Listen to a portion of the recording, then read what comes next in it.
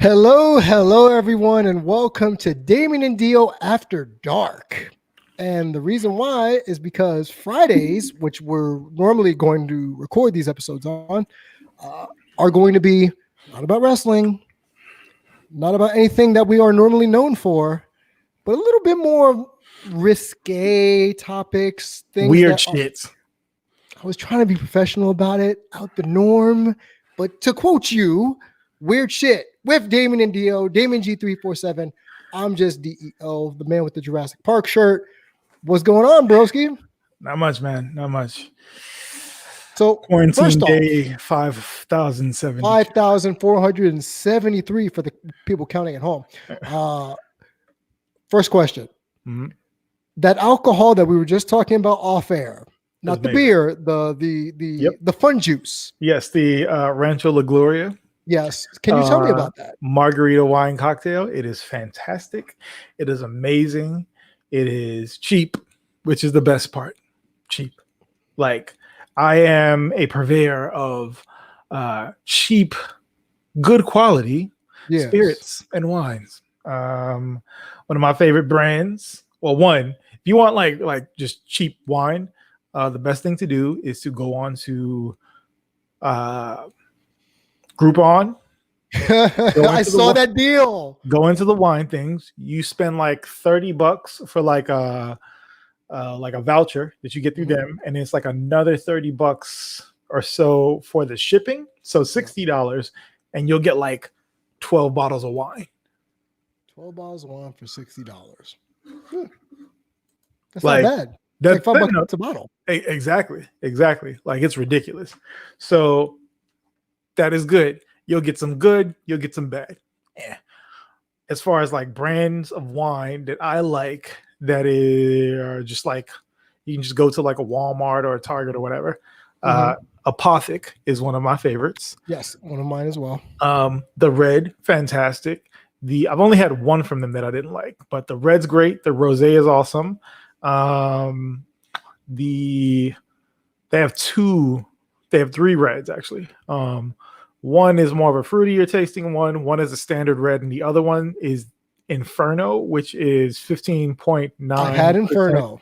Alcohol by volume. It is fantastic. It tastes good. The wine is left in like whiskey barrels for a while, so it has like that kind of like musky-ish kind of aftertaste to it. It's very delicious. It's very delicious. It has gives it like a little bit of an extra burn when you drink it.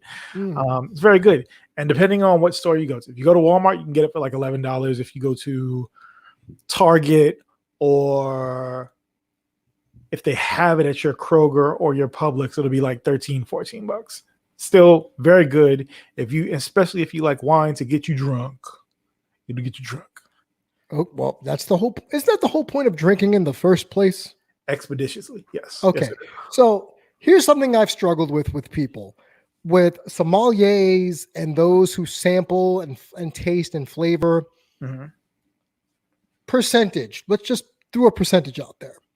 The percentage of people who drink alcoholic beverages for the flavor. What would you say? I wouldn't say it's the people. It's more so the environment in which they're drinking, the setting that they're drinking in, right? Aside from the winery? No, there are some wines that I do like for the taste. Okay. What's the term? Super taster or whatever it is. Some people that have like overly sensitive taste buds. I'm one of those people. So like some shit just and some stuff tastes fantastic to me. But yeah, like I do like that. Like I'm big on taste and stuff. So yes, I will try, certain alcohols just for the taste. But the majority of the time for me, and I mean like 95% of the time, I'm just drinking just to get that good feeling. That's it. And I would say most people drink to get that good feeling. Yeah. You know what I'm saying? Like, because if it just was, complex flavor profiles, you can get that in juice. So without the buzz. Yes. Without the buzz, right? So you're drinking wine more so for the alcohol content than you are the complex flavor profiles, the hints of melon. and such. Rhubarb. I taste like, yes, when I flick my tongue against the roof of my mouth, I can taste the hints of the hair of a kiwi fruit. The fuck are you talking? No, the hair of a kiwi fruit. Like out here, when I hear folks like start saying stuff like that, I'm like, no, just use regular stuff that people know what they're talking about, bro. What? Oh, look who's in the chat. Topher. Oh boy, what up, Toph? Oozing white guilt. Why are you oozing white guilt, Toph?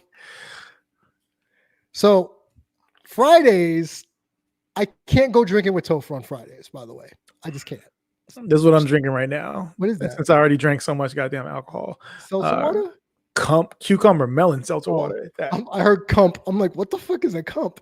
Nope. This is not another one of those things that Damian doesn't know. No. Okay, for those who are just tuning in or haven't been here before, there is a segment on Podcast Champs and Highmar called Damian Doesn't Know. We taught you a lot of stuff. Of things that Damian does not know, partly because I was raised for a few years as a Jehovah's Witness. I was very sheltered. Ooh, okay. Yeah.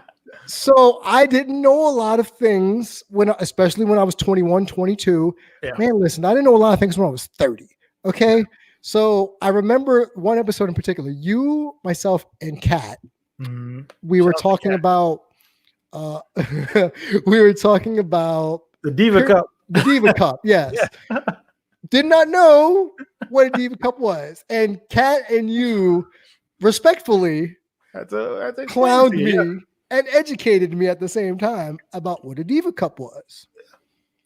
I still don't, but I know what it is now. It's less ill than the other things. That's the thing. Like, it's actually less ill than the other ways that you do it outside of medication.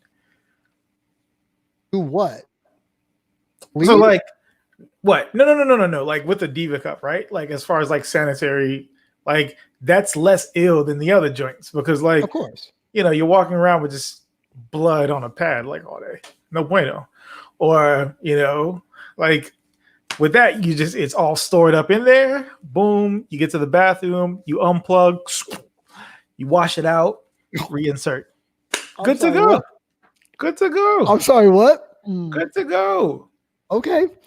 Like Elephant Man, good to go. All right. But like, that's the thing. Like, as a society, not just as men, as a society, we need to be less grossed out by menstruation because it's a natural thing. Bruh.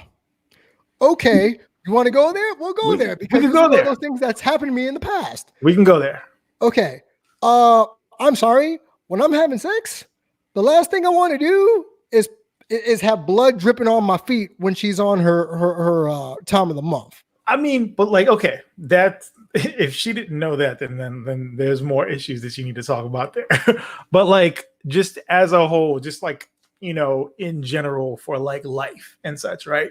Like menstruation has been menstruation's been demonized for a long time. You are right, yes. For women, right? Like men don't have anything similar that we are demonized for.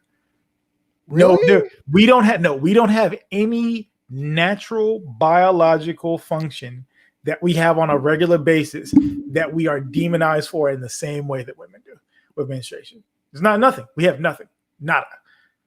Nothing. You can't think of a single thing. I'm the meme right now trying to go through my brain. Oh, yeah. Go. You can keep on. The hamster can run at full speed and it's never going to stop while you try to find so Topher in the chat is like, he's not grossed out by it, but he's not having sex when she's on like the that's no, because like there's just sanitary issues for that.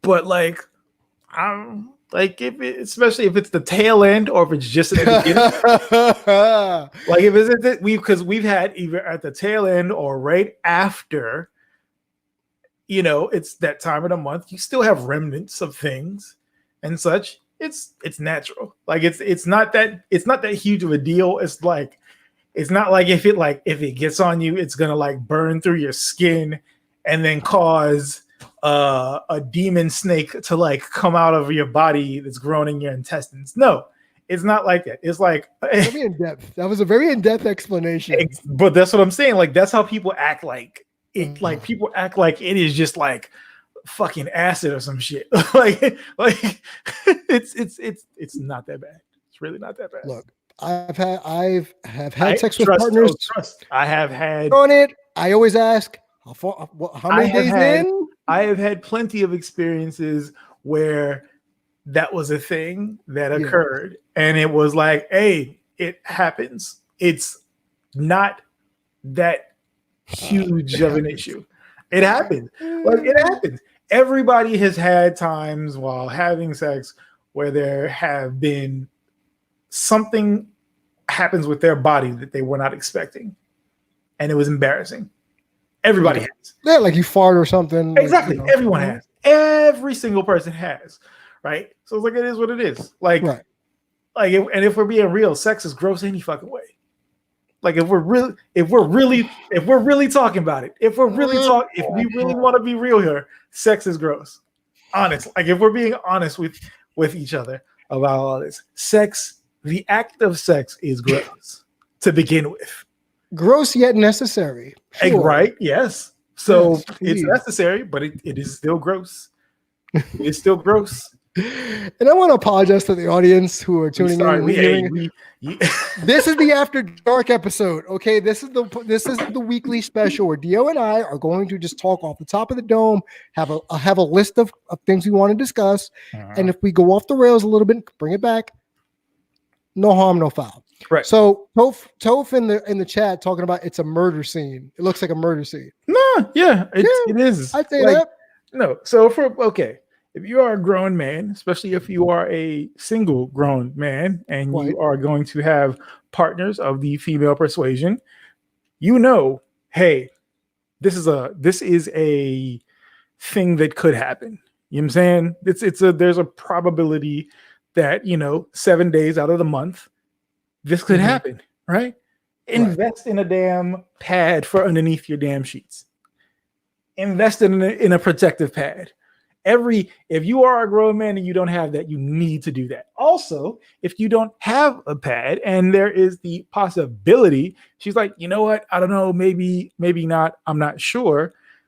Bruh, if you go to IKEA on a regular basis, or nope. Let me finish. If you live next to an IKEA, you can go there and get shower curtains for like $1.99. Keep it on deck. If you are about this life, you got to be ready for these things. I am not. And yes, Chris, Toph, I did get the text message about the white guilt. Just random. Okay. Yeah. But yeah, if you are about this life, you need to have these things. You can't just have plan A. You got to have plan B. You got to have plan A1, A2, and A3, B1, B2, and B3. And vitamins? You got to have backup plans for stuff, man. Okay. Life comes at you fast. Hopefully you don't come fast. That's the whole point. Hey, sometimes you do. Sometimes you don't, man. Well, you can't help. I mean, okay. Sometimes you can't help it, man. Sometimes you're just up in it and it feels really, you're just the heat of the moment, passion, all that good stuff. Had a couple of too many drinks. The animalistic stuff comes out. Great. Cool. It happens. But it happens. Like I said, you just have to be ready for these situations when they happen. It's like sex as a whole as a thing has been demonized, especially like in Western culture for centuries at this point. So yeah, like some of the stuff, it's just we need to normalize a lot of things. Well, that's definitely one of those topics that we're definitely going to keep talking about because there's some things that just Damian doesn't know about this kind of stuff. And you know what? I'm okay with that. There are things, again, for those who don't know, I was Jehovah's Witness at one point, not too long, but long enough where some of those things stuck with me when in my 20s. And then when I went away to college, I'm college life. That's all I'm going to say, kids. I'm just college life. And you're thinking, oh, we have options. Yeah. We have choice. We have 1, 2, 3, 4, 5, 6. And we pick from that litter. And Chris Toph in the chat says sometimes you just want to be done. And just like this topic, I want to be done. So now that he's in the chat, I'm actually going to use him as a kind of like a talking point here. So forgive me, Chris, for this. But he sent me some texts about a person jumping in, and I'm actually annoyed that this person jumping in on his Twitter is a Mets fan because I'm a Mets fan, and that irks me. So Topher on his Twitter bio says least whitest of the white people. He didn't put that there. Someone who made his profile put that there. Now I can say Toph is the least white guy I know in terms of his personality, the music he listens to. He's a hip hop dancer. Like, he's not Chet from Applebee's. Let's just put it that way. He's married to a vampire. There's just a whole bunch of layers to all this. But someone in his thing said, and I quote, "Nice to see that white guilt is easing out of you." And then the commentary continues about the least whitest of the white thing.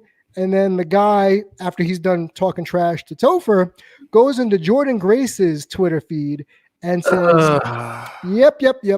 And says, "Have you ever done one of these when a white guy or woman gets slaughtered by a black guy?" So Jordan Grace is doing a run, walk, jog.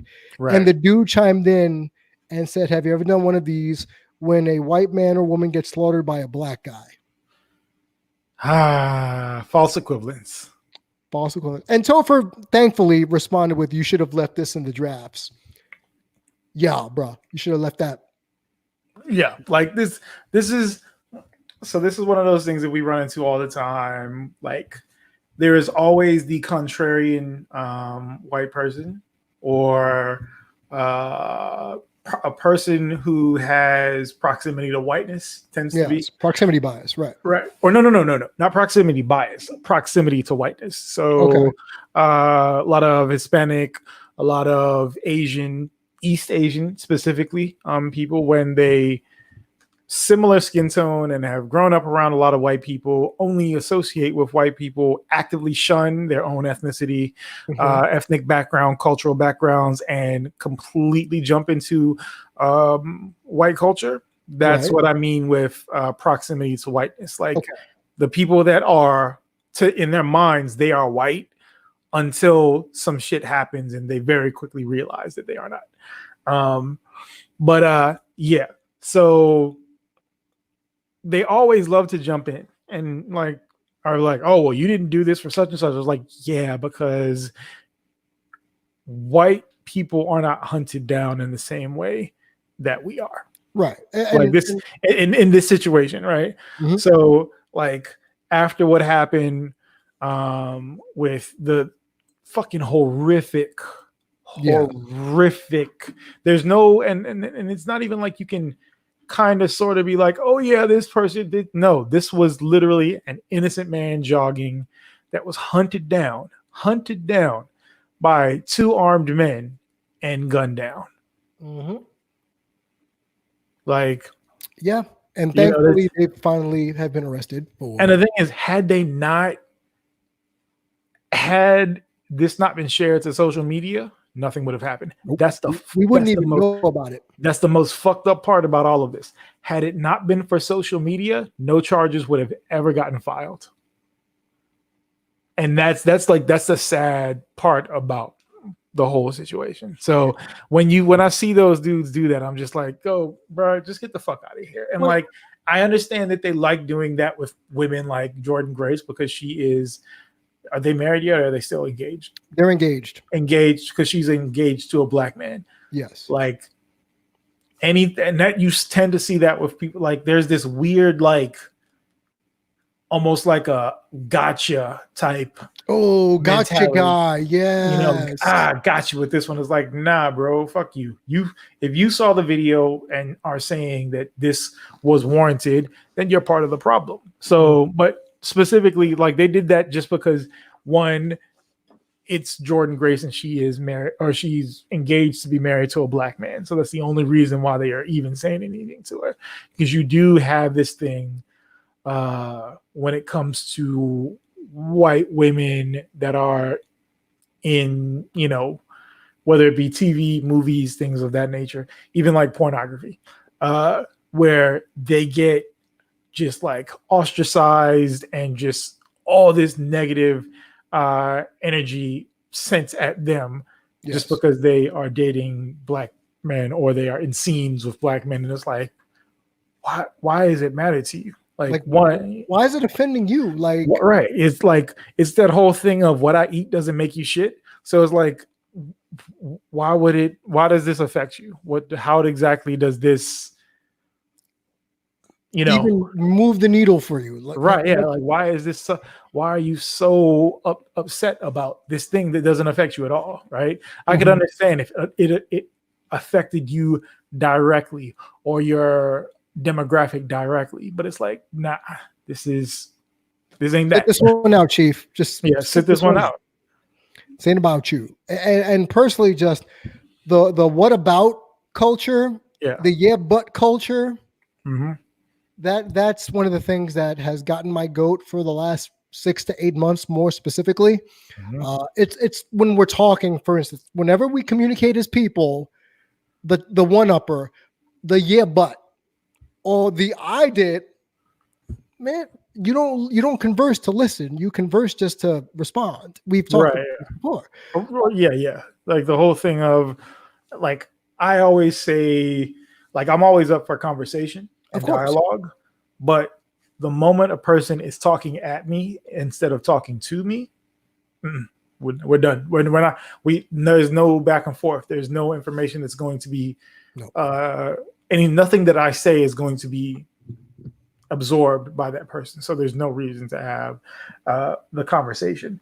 And when you have those gotcha types or the what if types, the quote unquote devil's advocates that show up, it's like, when you have situations where it is completely and utterly like the person is guilty, 1000% guilty, there is no advocate. There is no devil's advocate there. It is what it is. We saw what happened. Like, there's video of it. It's bad. Like, there is no, oh, well, and I saw some people trying to defend it, be like, oh, well, they only shot him because he lunged at him. I was like, okay, two people roll up in a pickup truck with guns and jump out at you. You're not supposed to defend yourself? Like, how does they're not law enforcement? They're like two dudes. I was like, you're two dudes. I guess like one of them was ex-law enforcement or whatever, but it's like that makes it worse. That makes it even worse because we already know about the bias that law enforcement tends to have when it comes to black and brown people. So yeah. But Topher, don't worry, you good, man. You don't have to apologize for any of that in the conversations. You're good. But yeah, so today on this here episode, this is like the mixed bag of things. We are going to delve into certain less than like mainstream topics, whether it be on my end, I like cryptozoology, I like conspiracy theories and such. Big into like reading about cults and things of that nature because I like human nature and understanding why things happen and like why a lot of the quote unquote like the cryptozoological things of like cryptozoology is like it's like biology for fantastical creatures and shit, right? The chupacabras of the world, the werewolves, and things of that nature, right? Are these of? I need to ask. Are these the real animals, or are we talking urban legend animals? It's urban legend animals. Okay. Right? So real animals. So sometimes cryptozoology.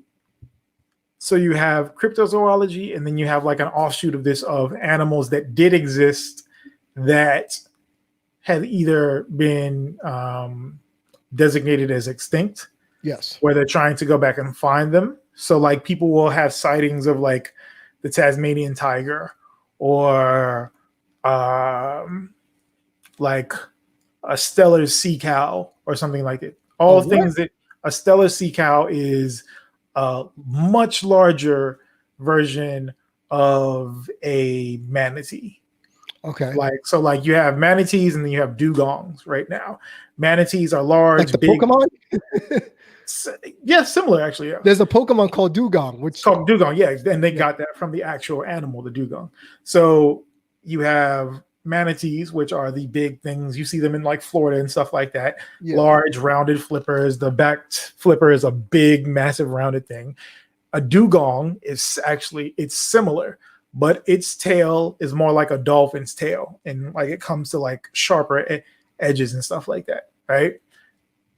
Those are pretty critically endangered right now just because boats running over them and shit because they are in the shallows and such. Stella's sea cow is a massive fucking version of those two things combined together. Like really, really fucking big. So it's extinct, but every now and then people will say that, yeah, we saw that. Or we saw a Tasmanian tiger. Or as is said, in the chat, the Legend of Boggy Creek, the Rougarou. Okay, what is that? I don't know what the that is. Rougarou is like a werewolf in Louisiana lore. Okay. Yeah. Like that's the best. Like it's an offshoot of like the werewolf mythos. Like they have like horns and things. It's look it up. It's interesting. Yeah.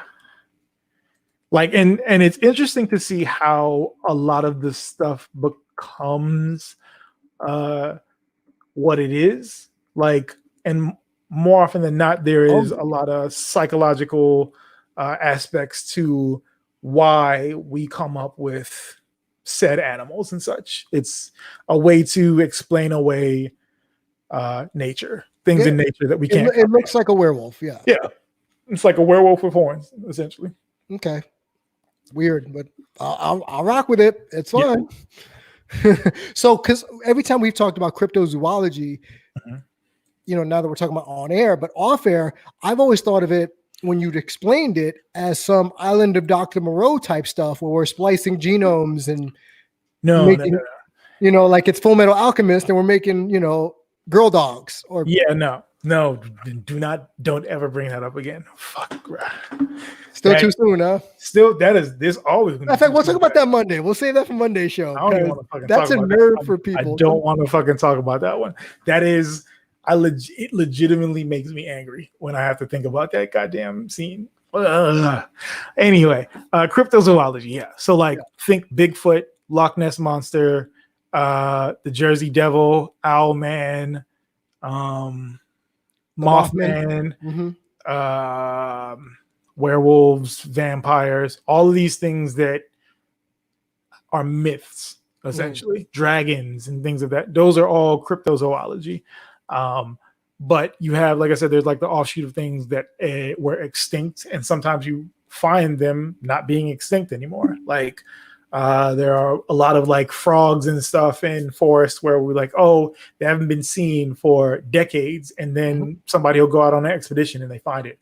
Or like the most famous of the things was the coelacanth, which was a prehistoric fish, and it is one of like the, not so much the missing link, but it was one of the fish where you can actively see, where you look at a fish now and you just see fins coming off the side of the body. On the coelacanth, it's not just a fin, it's an actual limb, and then there's fin at the end of that.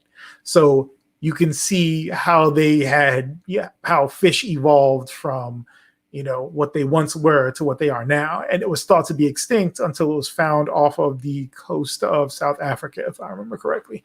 So yeah, stuff like that. I can go on for I believe you, because right now we got Mass Fan talking about the Lady of the Lake, and we have Topher bringing up the Loch Ness Monster.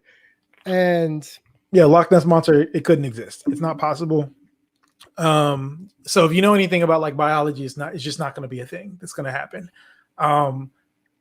In order for there to be a monster or any animal that large, it has to have a large food source, and there's not enough food in Loch Ness. Loch Ness is a brackish, lake. It's actually connected to a couple other lakes, which people thought, oh, well, the monster can move in between lakes. Even still, there's not enough food inside of the lake for it to be a large monster. Wells catfish are in there that do grow to be very large. Catfish can walk? What? Catfish can walk. Yeah, catfish can walk. There's a bunch of fish that can walk. Mudkips can walk. I've heard about mudkips. Snakehead fish can go onto water. There's a bunch of different eels. Lungfish can go on land, and that can actually just survive outside of water because they actually can breathe air directly, but you have to have water to keep the body moisturized. But yeah, like Loch Ness, it's the lake's super vast. Also, there's not enough food is the other thing. And two, the Loch Ness monster at this point would be several hundred years old. Not possible. Like the only thing in the animal kingdom that can live for that long are like lobsters because they lack the gene that makes cells start to deteriorate. So they can just essentially live forever if they are not eaten and things like that. So I have two questions actually. Yep. Aside from the Loch Ness monster, in your opinion, not being able to exist, what other urban legend has people been kind of spewing over these generations that you can honestly say could exist, that could be real as one? And number two, why the hell didn't you get into this as a profession, man? Because it's like, well, cryptozoology is not like a real profession. It's looked at as like dude. It's like junk science to a lot of people. It's almost like archaeology. You're uncovering. Nah, like when you go into like the fucking Jersey Devil, there's no scientific. I don't know what that is. Okay. All right. So the Damian doesn't know. Yeah. So like the Jersey Devil is like a famous legend in like the New Jersey area. He has the head of a horse. And he's got wings and a bunch of other stuff. They say that he's like the bastard child of the devil and some woman. All too often. That's another thing too with a lot of these myths is a demonization of women, honestly, because it's always the woman's fault that she mated with this demonic thing. That's a good point. That is a good point. So like you always see that like the woman mated with this demonic thing and this is like her punishment, or she brought this evil into the world. So that's a whole other topic that like can be discussed a different time because you see it in damn near every culture.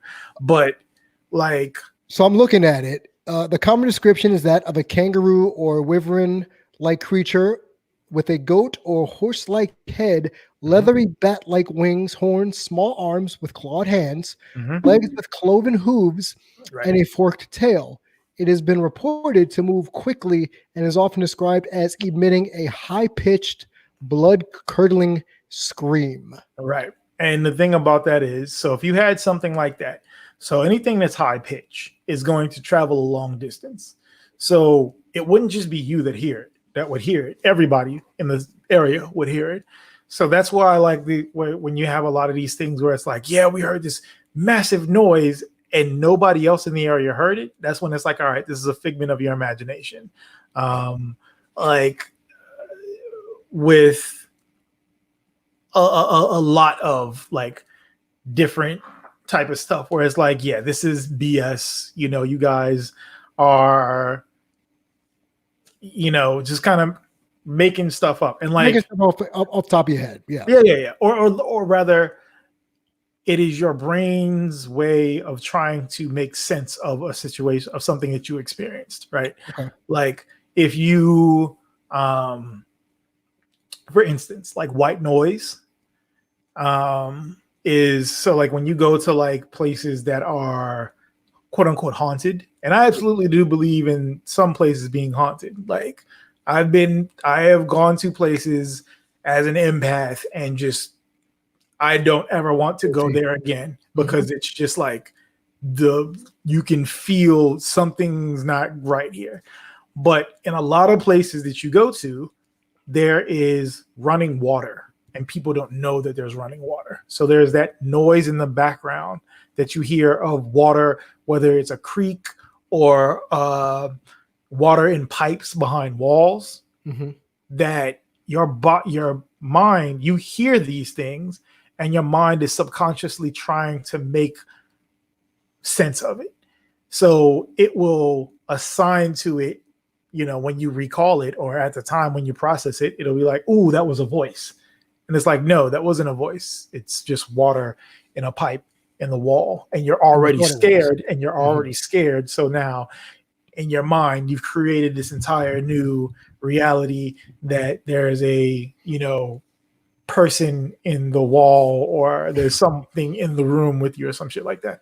So yeah, like that's what a lot of that cryptozoological stuff is, and that's why there's like a lot of the shit can be explained away. And like, I like to read up on things to try to find a reason as to why people would think certain stuff. So who do you, which animal, cryptozoology animal or urban legend could be true? Could be true. There's not too many of them, to be honest. Like, especially things that have been around for like hundreds of years, then it's not. It's if it's been around for hundreds of, maybe even thousands of years, and there's no evidence of it, it's not going to be a thing. That like exists. The chupacabra. Like the chupacabra, and like the chupacabra it's a very recent thing, and it has morphed into multiple different variations of the chupacabra. Because if you know the lore of the chupacabra, it started in Puerto Rico. Yes. And it was the goat sucker. Yep. But then once it came over to America, it went from being like a small, almost humanoid, like kangaroo-ish kind of character that hops around biting goats and sucking them dry, to being something that just slaughters animals on farms. And like a Wolverine of sorts. No, well, we actually know what the chupacabras in America were. They were just coyotes or coy dogs sometimes. And a coy dog is a hybrid of a coyote and a domestic dog. Relatively, 1995 was the first reported sighting of the chupacabra. Yeah, it's still a very new thing. So in America, these are usually small canids. More often than not, it's either a fox, a coyote, or a stray dog that has really bad mange. I see. So you've lost all of it, lost all hair. A lot of times, like plenty of dogs like that in Puerto Rico. Exactly right. So like, you see these things, you automatically try to assume stuff with that. So like chupacabra, not feasible. Loch Ness monster, not enough food. The other thing with a lot of these things is, in order for there to be these things, there has to be a breeding population. And if we don't see like as many cameras as we have in the woods, and if we can see bobcats, wildcats, bears, all different myriad of things, but we never see, Sasquatch, Bigfoot walking by, is like, something's not adding up here. And every time people find, capture footage of it, the footage is bad quality. It's like, all right, just stop. Like in Signs. Yeah. So like, you have a bunch of stuff, like a lot of the stuff. I like the human aspect of it, of why it happens, why we do it. I do like seeing what lengths people will go to for this stuff, and like some of the stuff is kind of cool. There is matter of fact, okay, I will say there are some animals that I do think could exist, specifically the Kraken, because we have two actual real world comparisons that it could be, right? So if you've never seen, well, I'll say three, right? So if you've never seen a giant Pacific octopus, fucking huge, massive things. And this is the smallest of the three things, right? So Pacific octopus could be like about 30, 40 pounds, I think. Let me see. And for those just tuning in here on Damian and DEO, we're talking cryptozoology, urban legends. You missed a real fun conversation on period sex. So, and things that Damian doesn't know. So you're going to have to go back in the episode to check that out. Find that on Anchor.fm as well as the YouTube channel. So giant Pacific octopus can be anywhere between 22 pounds and 110 pounds. Holy shit. And that's basically nothing but it is just a straight up muscle. It's just a flexible muscle. If you are down at any depth and one of those, it's about the 40, 50 range. If it attacks you, that's it. You are not going to survive it. That thing that has strength that you can't even comprehend, especially at that depth. Right. Like a beak that will just tear entirely through like the chainmail that they have for like shark bites and stuff. Yes. Yeah, no, it'll rip through that like it's nothing. And like I said, this is the smallest of. Oh, that's tiny. That's tiny. So the other two are the Topher giants. said maybe it's the megalodon. And the megalodon's another thing people need to let go of. We do not. There's not enough oxygen in the oceans now for there to be a megalodon. Right. The largest living animal is the blue whale. Where does it get its oxygen from? Not inside the water. Right. It gets it from the air. It's from actual air. It has to surface to get that stuff. So giant squid. Yes. Giant squid are fucking huge. Giant squid are, I think, the longest maximum size that has been caught has been about 39 to 40-ish feet. I can't even fathom this. Yeah. So, yeah, about that long. Shit. Right. So I've seen the carcasses before. I've seen one on the beach. Yeah, I've seen one on the beach, and I've seen one at the aquarium in Bermuda. I used to want to be a marine biologist when I was a kid.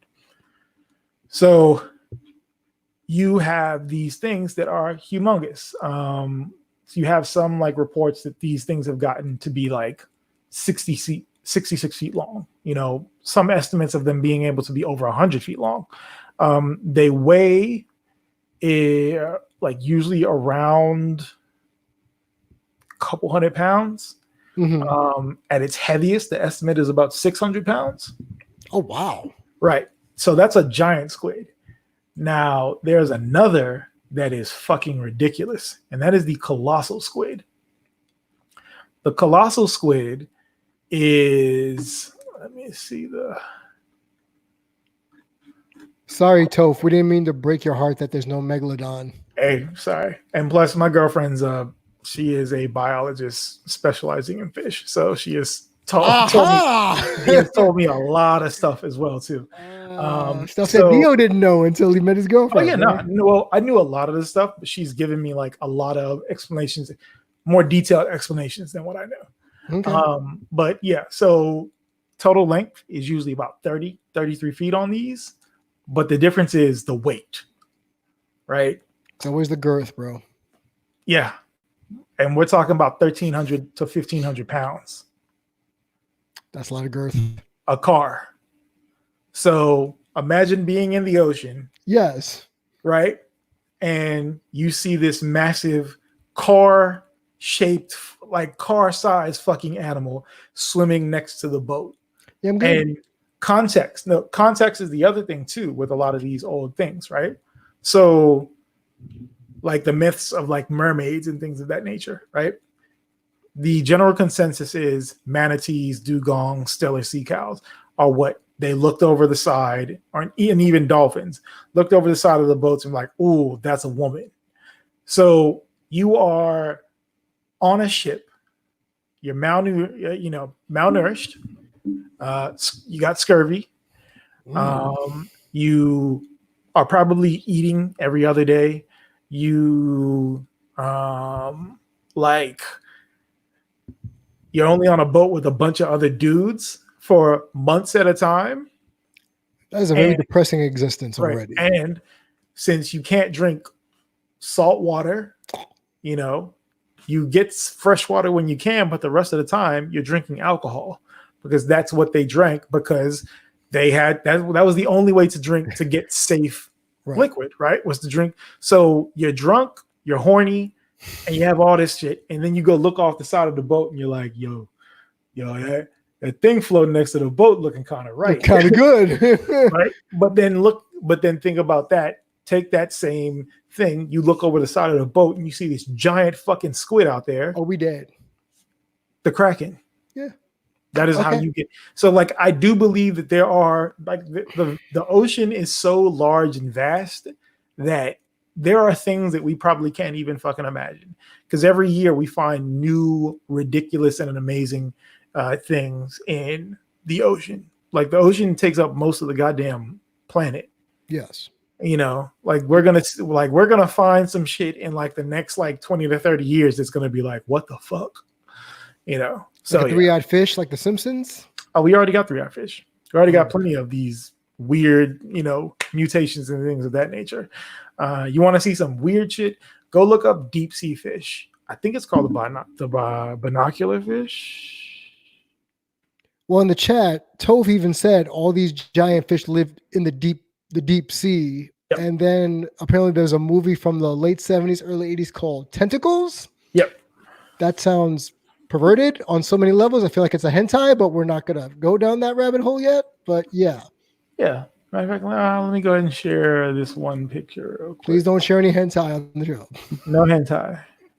Not my thing. I don't know who's never mind. And I want to stay on this topic of sea creatures when we transition, because you brought up something that interested me. It goes to our conspiracy theory thought process. What the hell is that? So that's a binocular fish, right? So these things up here aren't the eyes. The eyes are actually on the top of the head, and this whole portion up here is clear so that it can see what's going on above, because the deeper you get, the less light there is. Okay, wait. Can you put that picture back up real quick? Mm-hmm. So my question while looking at the picture, the eyes here are in the front, but you're saying they're actually in the back. Yeah, those are what used to be eyes. Okay, so they've shifted. They shifted up, back, and then up. And so over here. Yeah. Okay. Into this like gray matter looking area. Yeah. So like all of this is clear. So these two like greenish orbs, those are the actual eyes, and they are just staring up because they're trying to get as much light as possible, because that's the only place that the most light comes from. Okay. So yeah. Well, shoot. All right. Well, there you go. Oh yeah, there's some weird shit in the fucking ocean. I think the next transition for us here on Damian and DEO on YouTube and Anchor.fm is, since we're going to stay in the sea, because you said something that brought up something that we've been talking about off air, which is conspiracy theories. Now, cartoon conspiracy theories are the thing that actually caught my eye, because we're talking about the sea, Little Mermaid, things like that. So I did not know the Little Mermaid was based on an actual book. Yeah, everything that's done by Disney is based off of an actual book. Actually, all fairy tales are based off of long-standing.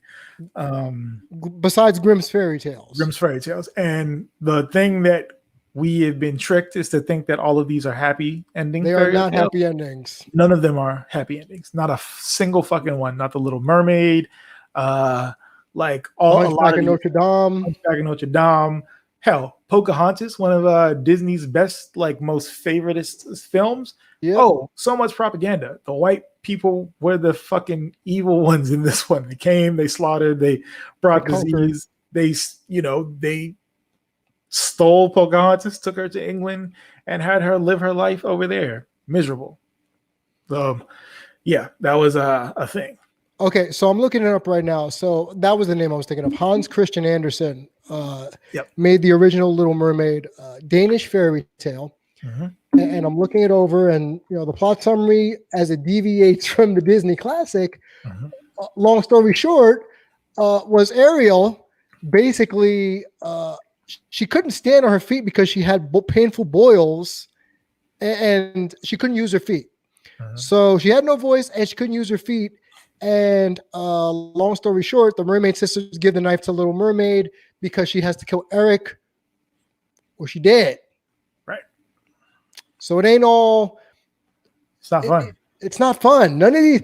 Quasimodo, for instance, in The Hunchback, they portray him in this Disney story to be this great heroic hunchback. In reality, Esmeralda done died, and she gets hung, and he mourns because he's the one that kind of ratted her out to Frollo, and he mourns at her gravesite and starves to death.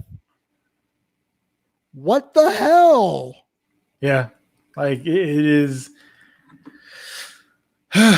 Yeah, that's a lot of these things. Like once I got older, and like I'm a little bit of a history buff, so like I was like, oh yeah, I started getting into reading the actual versions of this stuff, like the original Pinocchio, the dude that created Pinocchio, like the actual guy that wrote the story and drew things. He hated the character.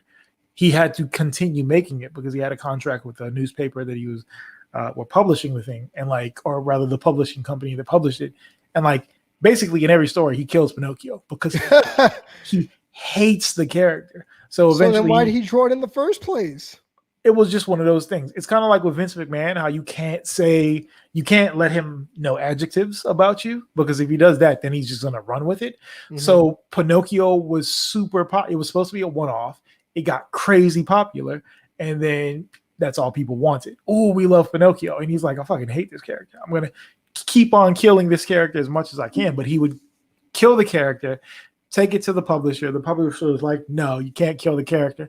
So then he would basically have the character go through as many trials and tribulations as possible as a form of punishment. So it was that's how it became cautionary tales. That's why it's a cautionary tale about lying, because it was the next best thing that he could do to actually do that stuff. So Chris Topher says DEO as a history buff is like saying I'm an okay dancer for him. So yeah, and he's a good dancer. So thusly, you are not a little bit of a history buff. You are a major history buff.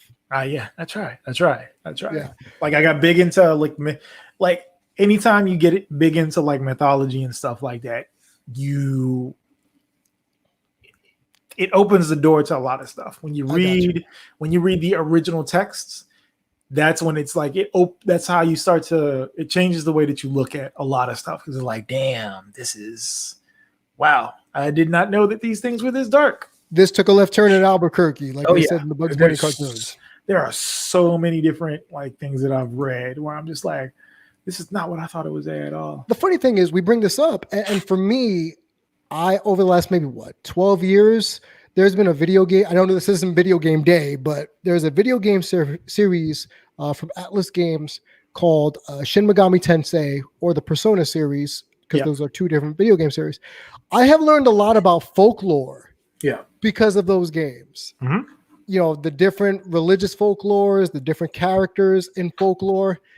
And I'm over here thinking, as I play these games, this is the most education that I probably have gotten in the last 5 to 10 years, that makes me want to read these stories, that makes me want to understand these characters, or the original thought process behind these gods, mm-hmm. these legions, these gods, these titans, that we don't get in a history book, that we have to find through the freaking occult every once in a while. And I know some of my more religious friends are probably going to call me a blasphemer or whatever the hell you want to call it. That's fine. More power to you. But I have learned a lot about just Armageddon, for instance. Yeah. Because of playing this game. Bruh. And so here's the other thing. So sorry to the Christians and such that are going to watch this, but a lot of the stuff that we fear, a lot of the things that, a lot of the evils that people talk about aren't actually even in the goddamn Bible. Mm-hmm. These are things that people made up after the fact, right? So take for instance, Beelzebub. He was a pagan god in a completely other culture, right? Take the Nephilim. They were another like the half god, half angel types. That was in another like culture. Right. And you have this stuff where, or rather, like Dante's Inferno is probably where a lot of the imagery that we have Judeo-Christian. Judeo-Christians now accept as being the gospel, when it's like it's not even in the Bible. Like how the whole thing of the devil being a half man, half goat type character, Almost like a centaur. Yeah. or like a satyr or satyr. Satyr. If you read The Lion, the Witch, and the Wardrobe, Mr. Tumnus,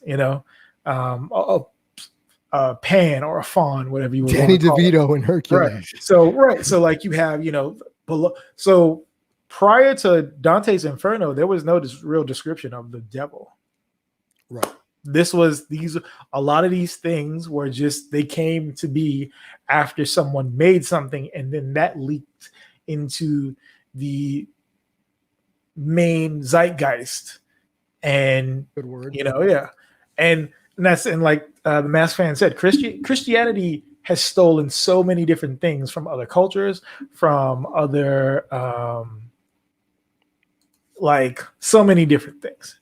Like it is a hodgepodge of fears, is what I like to say, because they've taken something from this culture, something from this culture, something from this culture, something from this culture. It's like shopping at the supermarket. A little bit this, a little bit that, a whole bunch of fear, and boom, boom, boom. There we go. Right. So like, so you have all of those types of things. And like the weird part about a lot of these demons, monsters, things of that nature, and how we were taught this week, we always circle back to the beginning, how we were talking about how women have been demonized in certain aspects of them. A vast majority of the evil things, the gods, the monsters, the plagues, the ridiculous things are almost always come from a woman. A woman scorned a man, did something to a man he didn't like, and then he unleashed a wrath on the world. So it's always the woman's fault. Like with the Nephilim, the half man, half angels. Yes. The actual story of the Nephilim the angels looked down on man, and they were looking, and they finally wanted to partake in what men were doing. Partaking in, right. Because they had been lusting after women for a long time. They came down and essentially just raped like female humans, and then just left them with their children and disappeared. And then those children turned into demons further on down the line. It is, women just tend to get demonized for no. Well, for instance, the succubus, because, and I can bring this up because I was watching a Let's Play of Marvel versus Capcom Infinite the other day, and they had Morgan from the Dark Stalkers series, and I didn't know about succubuses until I started playing that game years ago. Succubi. Sorry, my apologies, Mr. Brown. Succubi. And then by playing Shin Megami Tensei, I knew about Incubus. Yep. Incubus, which is the male counterpart. Right. Yeah, like people didn't know that for the long time, like the longest time, what Incubus was. Like, so they just thought it was a band name. I was like, no, that's actually that's a whole, sleep demon that you're dealing with. And if you are humanoids from the deep, exactly, Mass Fan, good job on that one. That's true. So yeah, like that is, and also, so humanoids are from the deep too. That's another thing. The human form is not conducive to being in the water. It is not. Like, it is conducive to being in the swamps, which there is theory that, rather hypothesis that why we have long hair, while we have body hair, is to cling on, for the young to cling on to. That's real quick type stuff. But like when we think mermaids and shit like that, our form, look at everything that's in the ocean, and then look at us. And then look at how we swim. Why the fuck would there be one of us in the ocean? It doesn't make sense. At any rate, but yeah, like with the succubus and the incubus, right? They do the same shit. They sit on your chest and they try to suck away your life force while you sleep. And that's why you have that heavy weight. Palpitation. Sometimes when you like wake up, and I have had that before, where you wake up in the middle of the night and you feel like there's something on your chest. That's succubus and or incubus, depending on, more often than not, if you are a man, it is a succubus laying on your chest. If you are a woman, it is a incubus sitting on your chest. So is the sexual gratification part of that, or was that added on by humans? Added on by humans. Okay. Yeah, it's always added on by humans every single time. Always and will forever be that. So not all incubus or succubus, they're not all sexy trying to take your sexual life force. All hags. So if you look, there's an image. If you look at what the incubus is, it is the old hag that sits on your chest. If you look up the incubus, it is a small like gremlin type creature. Yes, the incubus is a gremlin. That is on your sitting on your chest.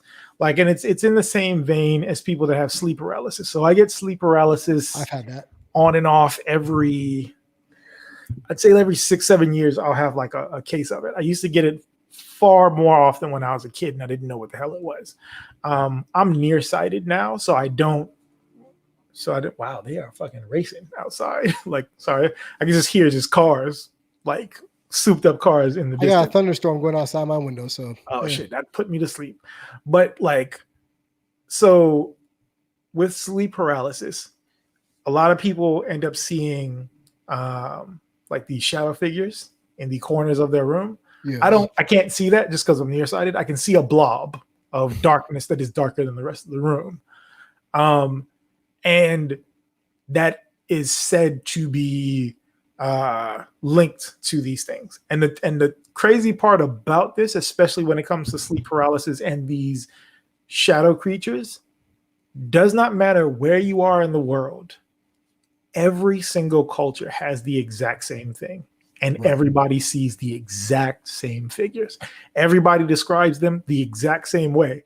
So it's one of those things of, do humans have like a collective consciousness type thing that we all just kind of share? Or is this an actual thing and there are other realities and other things that we just do not understand about this world yet?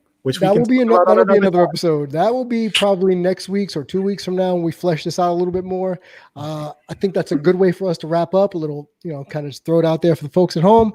Find the show on YouTube. Look me up. It's under the Damian G banner, the Damian and DEO show. We do 3 shows a week.